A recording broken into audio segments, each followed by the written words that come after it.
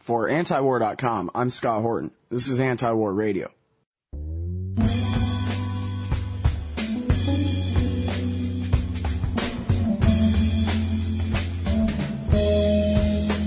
Now we're going to go ahead and go to our next guest. I was fooling around on Facebook yesterday and got into an interesting conversation about anarcho-capitalism with a young man, a young Indian guy. And I asked him, hey, who's the best guy you think to interview about Indian politics? There's all these elections going on now on the subcontinent, and one of the most populous nations on the earth. Of course, everybody says a rising power, and there's all kinds of interesting things to discuss with regards to India.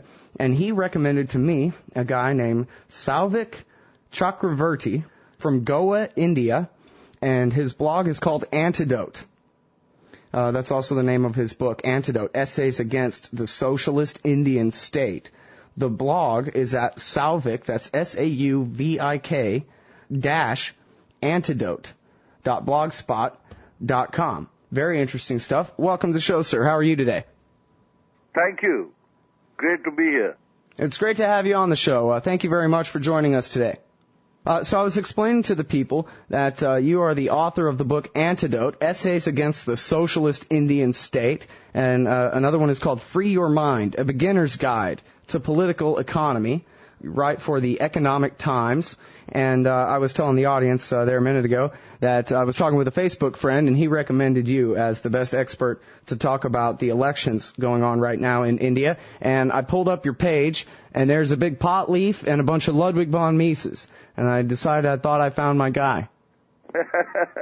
Thank you. Okay, so who's who in the Indian elections? What's going on here? I understand that you guys vote for like a month in a row or something, right? Yeah, it's about a month that 3 phases of elections will be held here. And can you explain, sort of thumbnail sketch, who are the different factions vying for power there and how things are going? Well, there are 2 major factions. One is the grand old party, like we have the Indian National Congress, which is led by Sonia Gandhi, the widow of Rajiv Gandhi. And their candidate for prime minister is the one we have now, Dr. Manmohan Singh, the economist, socialist. And the other is the Hindu Nationalist Party, the BJP, Bharatiya Janata Party, the Indian People's Party translated. They are the 2 main factions. And we have a ragtag bunch of other parties called the Third Front. There are communist parties, regional parties, and so on. Mm-hmm. And now, this guy, Advani Modi, he's the leader or presumed leader of the BJP, is that right? Yeah, that's right. Mm-hmm. All right, so I guess you say the regional parties and the communist parties, their effect is, I guess, more localized, and the 2 real competing centers of power for control over the national government are the socialists and this BJP, right? That's right, but actually the thing is that this time around, even the Congress and the BJP are well localized because there is no real all-India party anymore. That situation has changed completely. You know, for about 50 years, India is about 60 years old now as a free country, and for about 50 odd years, we've had a one-party dominant system, and the one party that was dominant throughout India was the Congress Party.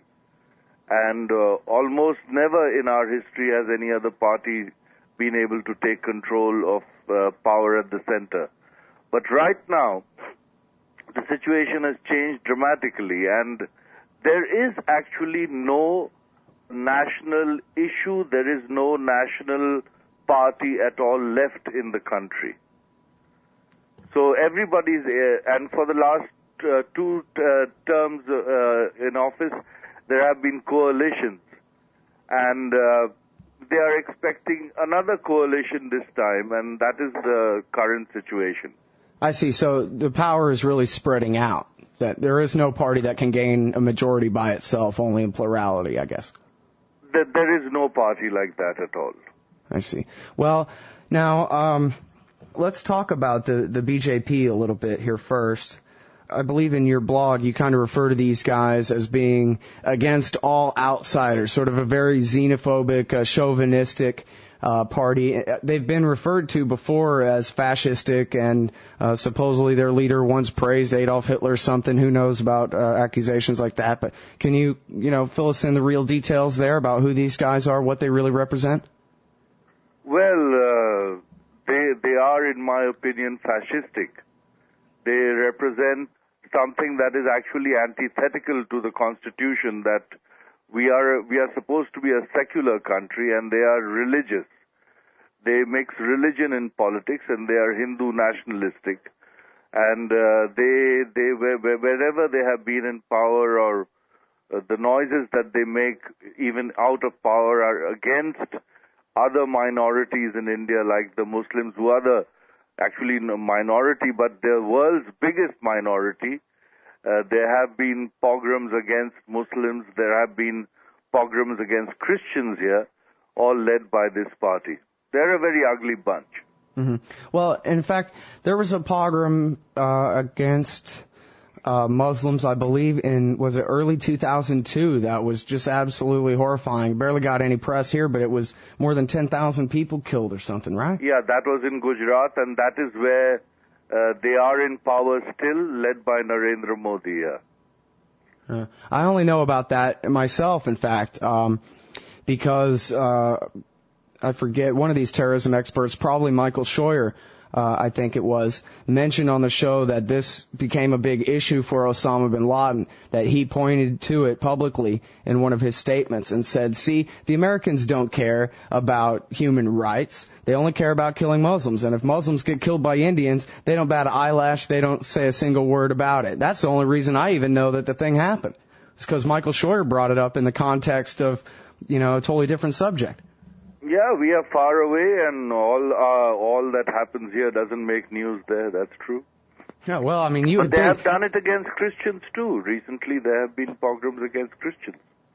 What kind of results do you expect for the BJP in these current elections? How strong are they going to come out of this thing? Well, the news today, the forecast in the television news today, we have a house of 550 odd people and 550 odd seats, and they are expecting the Congress to get 160 and the BJP to get about 100. Okay, so their guy is not likely to be the prime minister next time, at least. Is that it, or the president? Or? Well, we don't know whether the Congress will really get 160. I, for one, sincerely doubt it. And even if they get less, let's say both the BJP and the Congress get a little above 100, the key will be the post-poll coalitions, what they are calling, the post-poll understandings, that who can garner how many other parties to support it. And then, we have the system of parliamentary democracy, so from the parliament, the ruling coalition will emerge. And that is what we expect. I see. Well, and one of the things that I guess sort of goes part and parcel with the power of the BJP, and I guess, as you say, they're going to be, one way or another, a very important faction in the next government there. What little I know about them says that their idea of how to respond to things like the Mumbai attack would be a far more militant type reaction, risking actual war with Pakistan rather than working with their police agencies to hold trials and so forth like is going on now. Is that one of the issues of the election, is that the BJP says that the socialists are kind of soft on terrorism and they got to have a strong man in there who's willing to, act like George Bush or whatever? Yeah, the BJP, of course, makes warmongering a very big key plank in its campaigning. Yeah, there are some warmongering noises coming out of them, yeah. And is that something that you worry about, that their influence growing could actually substantially increase the risk of war with Pakistan? Well, I'm not so sure that this warmongering is realistic, or whether they are just making noises to keep the people happy. Because Pakistan right now is in a very, very troubled state. Half the country is now under the Taliban, and I don't. The Pakistan state is, half army, which most of the people don't like, and then the whatever little democratic forces they have are very weak. So I don't really see war as an option, realistic option. But you never know these guys. They're all a bunch of loons, actually, in my opinion. Yeah, the politicians on both sides, you mean? Well, I don't know about their side, because they are very weak on their side. They don't really have politicians as such in Pakistan. Not that ours are really politicians in that sense. But in our case, somebody wrote a nice comment on my blog the other day. What we call politics in India is actually realpolitik, what is going on. It is a kind of skullduggery and Machiavellianism and this kind of thing. So, meaning there's a lack of pretense about it. It's all simply spoils and power. Absolutely. There is no philosophy, there is no thinking, there is no clarity, and it's all about jockeying for power, the loaves and fishes of office.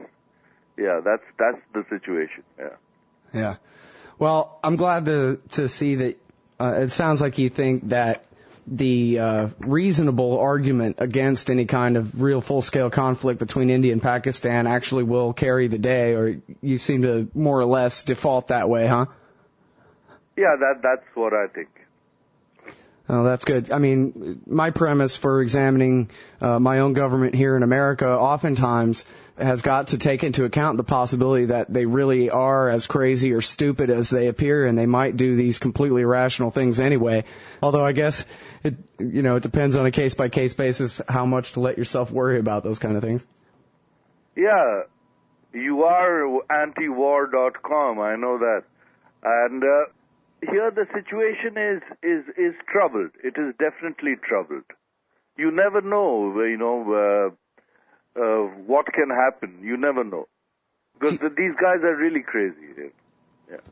Do you know much about the policy of India inside Afghanistan? I read reports that say Hamid Karzai is pretty close to the Indian government, and that, in fact, there are even Indian bases inside Afghanistan. Is that right? Do you know?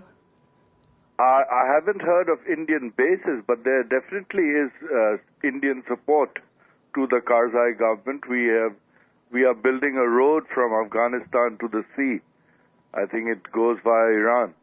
But I haven't heard of real bases, yeah. And now, what about the Mumbai attack and the blowback, the consequences from that? I guess so far the Indian government actually has done, more along the lines of what George Bush should have done, right? Which is treat the thing like a crime, try to minimize it rather than blowing things all out of proportion. Is that holding out for them? Is that working? Well, see, I have a different take on this, that Bombay is a very big city. I think its population is more than 10 million. And these 10 or 20 guys came in and killed more than 200 people. The only reason they could do that is because in India, we don't really have the right to bear arms. And if the public were armed, I'm sure this could never have happened.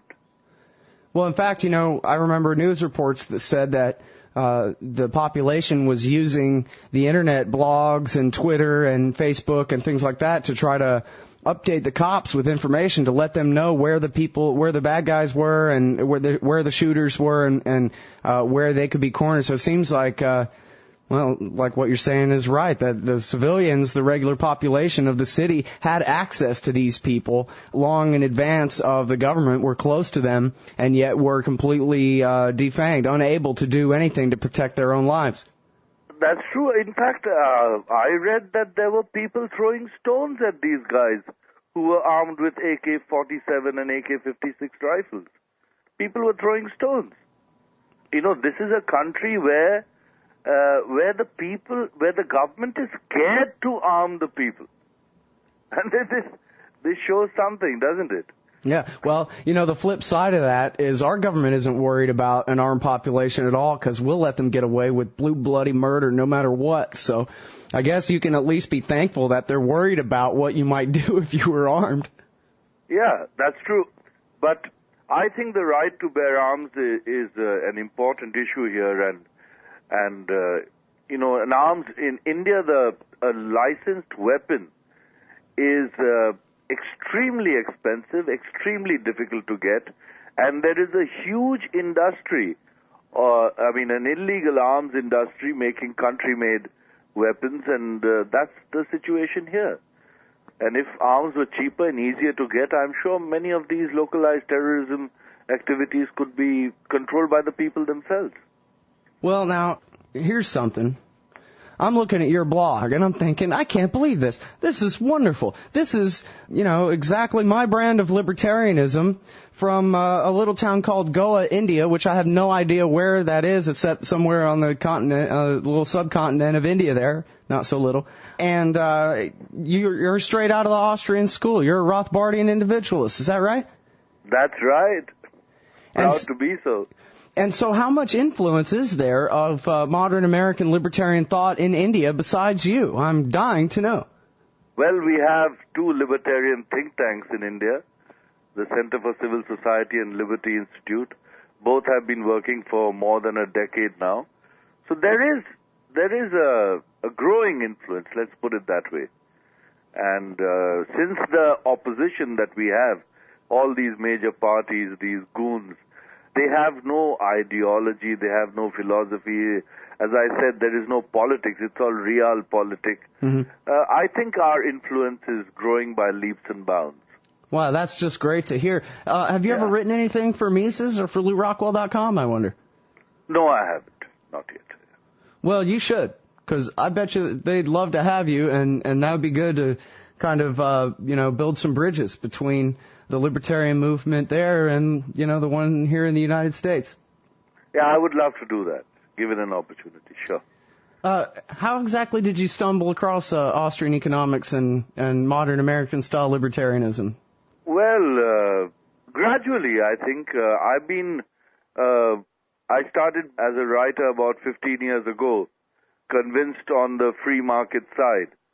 And gradually I started understanding these Austrians maybe about 15 years ago. And it's been going on ever since. Right on. Well, again, I want to recommend everybody your great blog. It's Sauvik and I'm sure I'm pronouncing that wrong. I'm sorry about that. No, that's right. Oh, okay, there you go. Sauvik, that's SAUVIK-antidote.blogspot.com. Thanks so much for your time on the show today. I really appreciate it. Thank you very much. Great being there.